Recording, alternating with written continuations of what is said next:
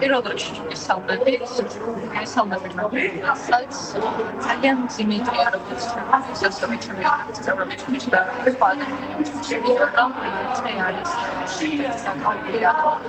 შემოწმებაზე რომელსაც პირველში არ ვიცი რომ ძალიან დიდი რომ მოსამართლე მიიღებს ორ გადაწყვეტილებას რაც რეალურად არის სიმართლე, იმას გადაწყვეტს და იმას გამოაცხადებს. არ ვიცი რას ვერ გავუჭები, მაგრამ ამისი დიდი იმედი მაქვს, იმიტომ რომ არ ვიცი კადრში რამდენად ხანს, ჩემს უკან არის ძალიან ბევრი ხალხი და დარბაზში, ძალიან პატარა დარბაზში აქვს ჩანიშნული პროცესი. არავის არ გზარში. ეს ტენდენციის მიხედვით არის პატარა დარბაზში დიდი მაღალი საზოგადოებრივი ინტერესის საქმეებზე, რატომღაც ასეთი დარბაზებია შეთავაზებული მხარეებისთვის.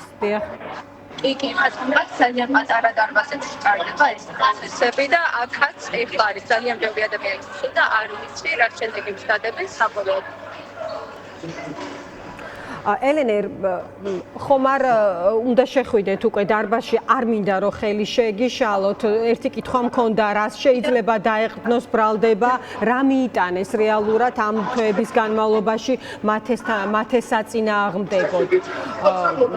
ამაზე რა პროკურატურას რეალურად არაფერი არ აქვს, რაში შეუძლიათ მათე დაადასტურონ, რასაც აქამდე სულელებს მოდიალოგდნენ, დღესაც დღემდე იგივე საგრძელებენ და რეალური მიზეზი არ აქვს, არის მათეს დაჭერის და არც ხობის დაკავების, იმიტომ რომ ეს არის სრულიად უსამართლო სიტუაცია და ამას სასამართლო არ ქვია. ეს არ არის ნორმა და ადამიანური მდგომარეობა ჩვენს ქვეყანაში. აქედან გამომდინარე, არ ვიცი რას უნდა ველოდო, მაგრამ იმეც ვიტყოდი რომ რაღაც სასწაული მოხდება და რამე იქნება სამართლიანობას გზეიმებს აუცილებლად დღეს ან ახლო მომავალში.